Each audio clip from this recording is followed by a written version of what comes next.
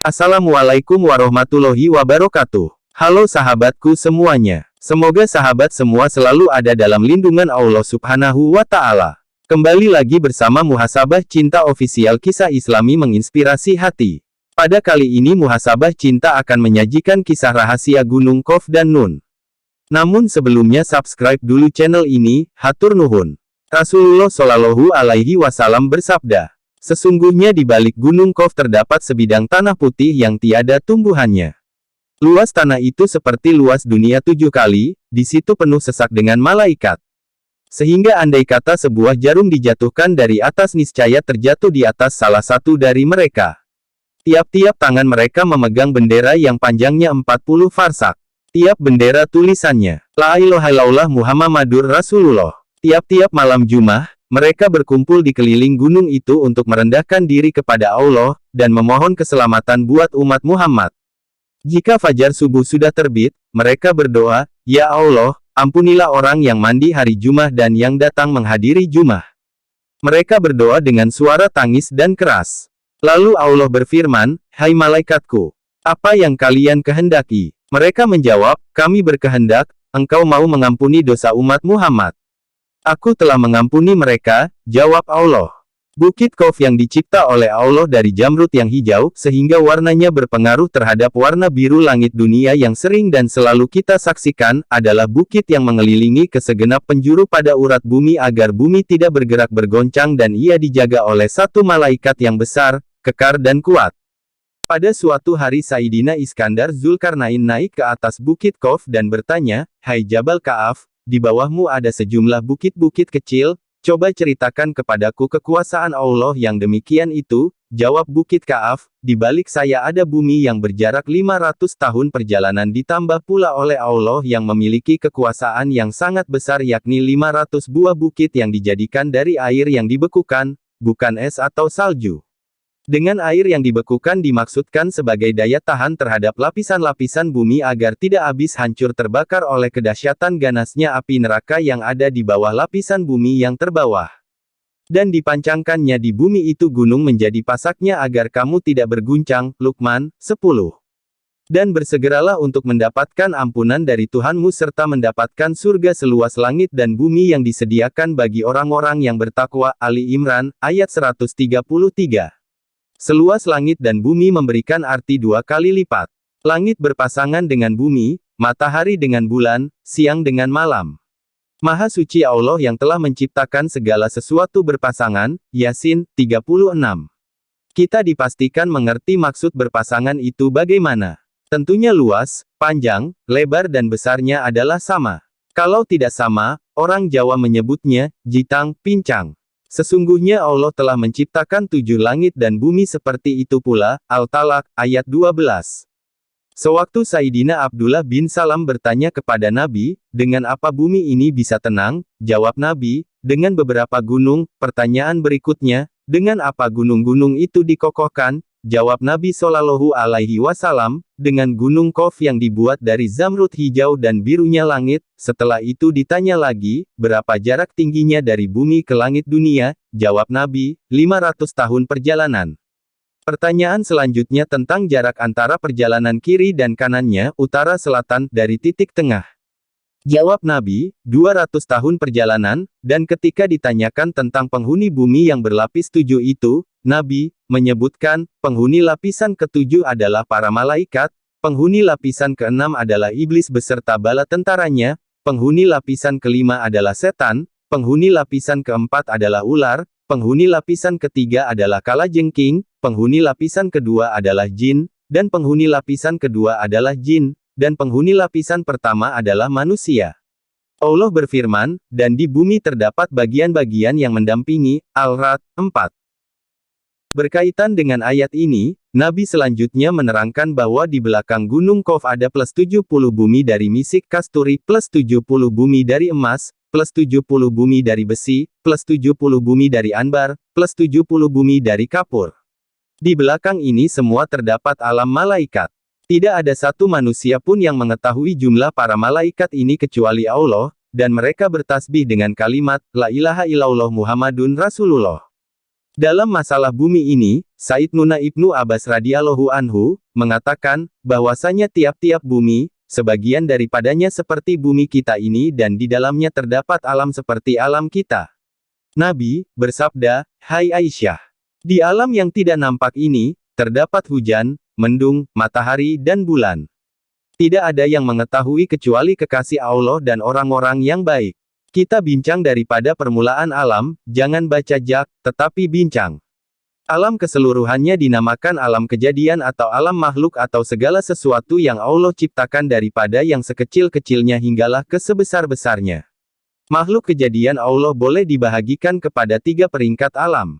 1. Alam syahadah. 2. Alam misal. 3. Alam arwah. Alam syahadah adalah benda dalam arti kata yang luas. Jangan menyangka sesuatu yang jauh dan tidak dapat dipandang dengan mata kasar itu sebagai bukan benda. Jika bintang merupakan benda yang paling jauh kelihatan pada pandangan kita, yang lebih jauh daripada bintang dan tidak dapat dipandang juga termasuk dalam kumpulan kebendaan. Benda atau jisim boleh dibahagikan kepada 3 kategori. 1. Jisim yang boleh dilihat dan dipegang. 2. Jisim tipis yang ditembusi pandangan transparan. 3. Jisim halus yang gaib. Ketiga-tiga jenis jisim tersebut boleh didapati di dalam alam syahadah. Alam syahadah pula boleh dibahagikan kepada 4 peringkat alam. 1. Alam langit dunia. 2. Alam bumi. 3. Alam langit-langit. 4. Alam Al-Kursi yang agung. Alam langit dunia. Satu bahagian kecil daripada alam ini ialah planet bumi di mana tinggal di atasnya makhluk yang berbangsa manusia. Planet bumi bersama-sama bulan dan planet-planet yang lain berada di dalam satu tingkatan alam yang dinamakan sistem matahari. Pada mulanya ahli astronomi menyangkakan matahari menjadi pusat kepada alam. Penemuan kemudiannya menunjukkan matahari hanyalah sebiji bintang di antara jutaan bintang-bintang. Apabila ilmu astronomi semakin maju, manusia menemui maklumat bahwa kumpulan bintang-bintang yang sangat banyak membentuk satu galaksi. Ahli astronomi membuat anggaran terdapat kira-kira 100.000 juta bintang dalam galaksi yang ada planet bumi. Bintang-bintang berpusing mengelilingi satu pusat yang dipanggil pusat sistem galaksi. Ahli astronomi membuat kiraan dan mendapati matahari kita mengambil masa 225 juta tahun untuk mengelilingi pusat sistem galaksi satu pusingan. Di samping galaksi yang terkandung planet bumi terdapat pula galaksi-galaksi lain. Bintang-bintang bagi setiap galaksi mengelilingi pusat sistem galaksi masing-masing. Ada ahli astronomi membuat kiraan dan menganggarkan terdapat kira-kira 10.000 juta galaksi semuanya. Ukuran di antara bintang-bintang dan galaksi-galaksi tidak lagi diukur dengan kiraan batu atau kilometer, tetapi digunakan sukatan tahun cahaya. Cahaya bergerak selaju 186,000 batu satu saat. Hasil kiraan ahli astronomi mendapati jarak matahari kita dengan bintang yang paling hampir ialah 4 tahun cahaya. Tiap galaksi bergerak dengan kelajuan yang berbeza. Galaksi yang dekat dengan kita lambat pergerakannya sementara yang lebih jauh lebih pantas pergerakannya. Pada jarak tertentu galaksi tidak kelihatan lagi karena ia sudah lebih laju daripada cahaya lalu membawa cahayanya bersama-sama dan tidak mungkin lagi cahaya tersebut sampai ke bumi. Hasil kiraan ahli astronomi mendapati jarak di mana galaksi membawa cahaya bersama-samanya ialah tidak kurang daripada 13.000 juta tahun cahaya. Inilah perbatasan ahli astronomi yang dapat dicapai melalui bantuan teleskop yang paling canggih. Kesemua galaksi tersebut berada di dalam satu alam yang bulat dan mengembang seumpama belon yang ditiupkan angin ke dalamnya. Hasil penemuan melalui teleskop melahirkan teori-teori untuk menceritakan keadaan galaksi-galaksi selepas batas teleskop. Timbullah istilah grup, metagalaksi, teragalaksi dan sebagainya, sehingga sampai kepada yang tanpa batas infinity. Teori-teori tersebut adalah bersifat mungkin dan agak-agak sahaja. Walaupun bersifat mungkin dan agak-agak tetapi bila disandarkan kepada sains dan teknologi manusia umum dapat menerimanya sebagai kebenaran. Malangnya teori yang dibuat oleh ahli agama berdasarkan kitab ilmu alam yang paling jitu yang ditulis sendiri oleh pencipta alam, tidak dapat diterima umum karena tidak saintifik. Sains siapa yang lebih hebat di antara sains yang menghidupkan orang mati, dengan memasukkan darah dan memindahkan organ dengan sains yang membangkitkan orang yang di dalam kubur hanya dengan berkata, bangunlah kamu dengan izin Allah. Sesungguhnya sains, dengan izin Allah, tidak dapat dicabar dan tidak mungkin dicabar oleh sains manusia buat selama-lamanya. Oleh itu apabila sains manusia mengaku kalah berpindahlah kepada sains, dengan izin Allah. Pasti keterangan yang lebih lanjut dan jelas dapat diperolehi.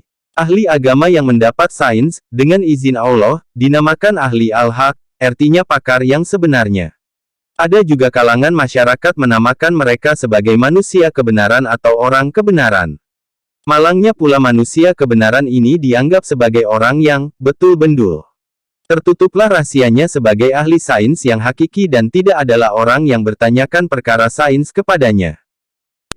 Penghulu kepada sekalian ahli al-haq, Nabi Muhammad, telah menjelajah ke seluruh alam maya sehingga ke puncak yang paling tinggi, yang tidak ada lagi alam kejadian selepas itu. Baginda menceritakan apa yang Baginda saksikan. Cerita yang dihabarkan oleh Rasulullah menjadi pedoman bagi ahli al-haq yang lain untuk mencungkil rahasia alam maya, seterusnya membina teori alam maya berdasarkan keterangan Rasulullah dan penyaksian mereka sendiri. Bertaburanlah maklumat tentang alam maya yang telah dikeluarkan oleh manusia-manusia kebenaran yang tidak pernah mempelajari sains dan tidak tahu istilah-istilah sains. Mereka menggunakan istilah mereka sendiri. Timbullah teori bumi berada di atas tanduk lembu.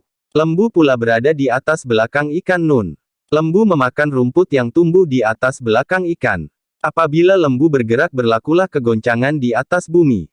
Mendengar teori yang demikian orang terus menutup telinga, tidak masuk akal, Israiliyat dan karut. Padahal teori itu dikeluarkan oleh seorang yang diperakui ilmunya oleh Rasulullah karena Baginda sendiri mendoakan agar mengurniakannya ilmu dan kefahaman. Beliau adalah Ibnu Abbas. Apabila ahli nujum membuat teori mengenai bintang 12, di antara 12 bintang tersebut ada 2 bintang yang dinamakan lembu dan ikan. Ada pengaruh mempengaruhi di antara bintang lembu dengan bintang ikan dan juga bintang-bintang lain kepada penduduk di atas muka bumi. Teori ahli nujum tersebut diterima dengan penuh yakin sehingga boleh dikatakan semua orang tahu bintangnya masing-masing. Mereka boleh percaya kepada bintang lembu dan ikan yang dikatakan oleh ahli nujum tetapi menolak perkataan ahli kasyaf yang dapat menyaksikan apa yang tidak dapat dilihat oleh mata kasar.